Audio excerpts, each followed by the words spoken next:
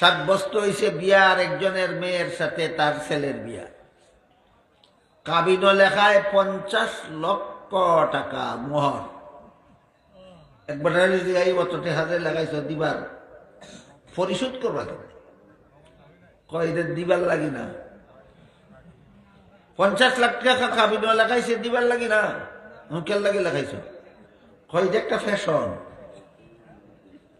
দিবার লাগি 50 লাখ টাকা লাগাইছে না বেটাগিরির লাগি? বেটাগিরির লাগি। এই ধরনের বেটাগিরি যারা করে, হাদিস শরীফে রাসূল করিম সাল্লাল্লাহু আলাইহি ওয়াসাল্লাম বলেন, যেই ব্যক্তি এমন একটা মোহর সাব্যস্ত করে বিয়া করলো যেটা দেওয়ান লাগে, যে এটা জানেই না, দিব দূরের কথা, দেওয়ান লাগে যে দিবার কোনো ইচ্ছাই নাই, এই ব্যক্তি জীবনে যতদিন তার বিবির সাথে মিলামেশা করবে এতটা জিনার গুনাহ তার আমল নামায় লেখা। আলিমের পরামর্শ মতো কাবিন লেখাইলে সারা জীবনের শত শত জিনার গুনাহ কামাই হইল না। তাহলে কি খালি নামাজ পড়তাম আলিমের কথা মতো, না ফুটবিয়াও করাইতাম আলিমের কথা মতো? হ্যাঁ, আলিমের কথা মতো নামাজ না পড়লে যেভাবে জাহান্নামে যেতে হবে, আলিমের কথা মতো সারা ছেলে বিয়া করাইলেও জাহান্নামে যেতে হবে। এই জন্য রাসূল বলেন, তুমি যদি আলিমও না হও, আলিমের ছাত্রও না হও, তাহলে আলিমের কথা মতো জীবন যাপন করো।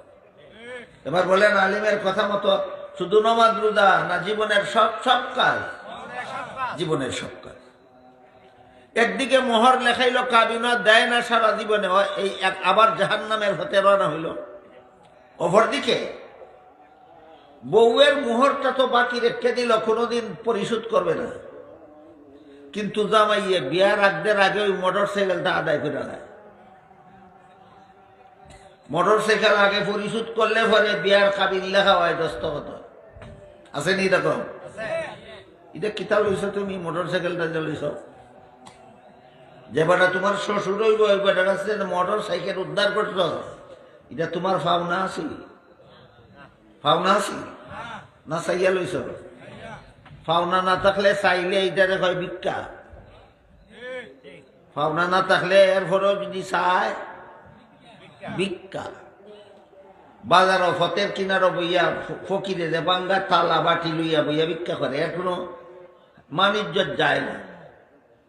কিন্তু যে বেটায় ওর বাড়ির গিয়ে ভিক্ষা করে, এই অপমান্যার মান-ইজ্জত রাখবো কাটায়?